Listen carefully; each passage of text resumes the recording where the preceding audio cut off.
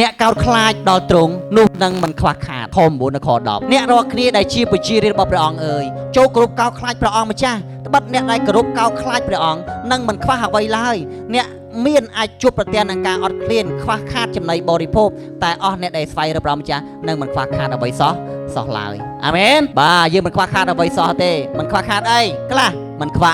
អាហារណាព្រះអង្គនឹងគ្រប់គ្រងឲ្យយើងមានអាហារបរិភោគដូចជាព្រះអង្គមានរំទូលលើកឡើងថាតើអ្នករស់នេះខ្វល់ខ្វាយពីហូបអាហារឬអីមើលទៅសត្វស្លាបវាដែរធ្វើស្រែអត់វាដែរសាព្រោះឯងចុះហេតុអ្វីបានព្រះអង្គម្ចាស់ទ្រង់ចិញ្ចឹមវាចុះទម្រាំតែអ្នករស់គ្នាតើព្រះអង្គចិញ្ចឹមអ្នករស់គ្នាលើសជាងអម្បាម៉ានទៅទៀតផងចឹងមានន័យថាព្រះអង្គយកប្រហាតិដាក់ចំពោះកាពះយើងជាជាងយើងខ្លួនឯងយល់កាពះខ្លួនឯងព្រះអង្គគិតអំពីសុខភាពរបស់យើងជាជាងយើងគិតពីសុខភាពរបស់ខ្លួនឯងផងចឹងមានន័យថាព្រះអង្គយកប្រហាតិដាក់ជាគ្រប់ពេលវេលាចំពោះតម្រូវការនៃរូបកាយរបស់យើងអាមែនបាទអីទៀតខ្វះសម្លៀកបំពាក់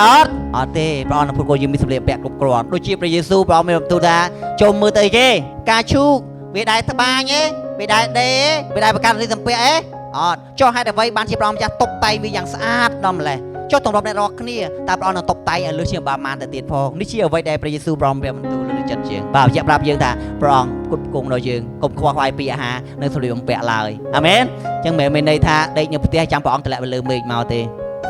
ព្រះអង្គទានពើតាមអីគេតាមដៃដែលយើងបានធ្វើទានពើក្នុងជីវិតដែលយើងកំពុងតែមានសកម្មភាពរស់នៅនេះអាមែនបាទអរគុណព្រះអង្គទី3មិនខ្វាយគេទ្រព្យសម្បត្តិទេព្រះនឹងគ្រប់គ្រងទ្រព្យសម្បត្តិជាបរិបូរណ៍ក្នុងជីវិតរបស់យើងអត់ខ្វះលុយចាយទេខ្វះឋានៈចាយលុយដូច្នេះយើងជឿថាព្រះអង្គនឹងមិនផ្ដាច់របបយើងទេព្រះអង្គនឹងគ្រប់គ្រងយើងមិនឲ្យយើងខ្វះខាតទ្រព្យសម្បត្តិទេមិនឲ្យយើងខ្វះផ្ទះនៅទេមិនឲ្យយើងខ្វះលុយចាយទេព្រះអង្គនឹងគ្រប់គ្រងសពបែបយ៉ាងមកកាន់ជីវិតរបស់យើងនេះជាអ្វីដែលព្រះអង្គបានស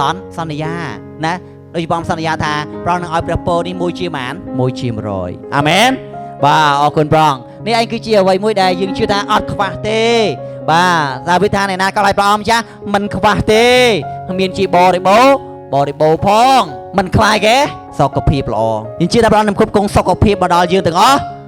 គ្នាអាមែនបាទសុខភាពទាំងរូបកាយនិងផ្លូវចិត្តមិនខ្វះគេទេយួរទេយើងនឹងមានភាពថ្លៃថ្នូរយើងនឹងទទួលការឲ្យតម្លៃនិងការគោរពពីមនុស្សដទៃផ្សេងទៀតដោយព្រោះតែយើងជាគេជារាជនៃព្រះជាអម្ចាស់ដែលតែងបង្ហាញអំពីលក្ខណៈភាពរបស់យើងនៅក្នុងសង្គមមួយនេះអាមែនបាទអរគុណព្រះអង្គអីទៀតមិនខ្វះគេចំណេះដឹងជឿព្រះអង្គអត់ល្ងងទេយើងនឹងកាន់តែឆ្លាតឡើង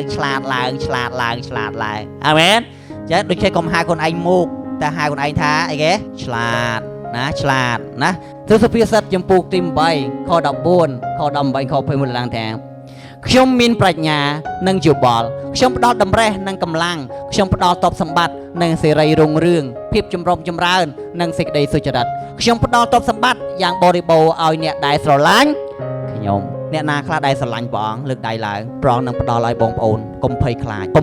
រឿងក្រកុំភ័យខ្លាចរឿងលំបាកកុំភ័យខ្លាចរឿងខ្វះខាតកុំភ័យខ្លាចភាពល្ងងខ្លៅកុំភ័យខ្លាចជំងឺកុំភ័យខ្លាចបញ្ហានិងឧបសគ្គជឿថាបើអ្នករាល់គ្នាពិតជាកោតខ្លាចព្រះអង្គម្ចាស់មែនព្រះអង្គនឹងជំរុំចម្រើនបងប្អូនរាល់គ្នា1ជា100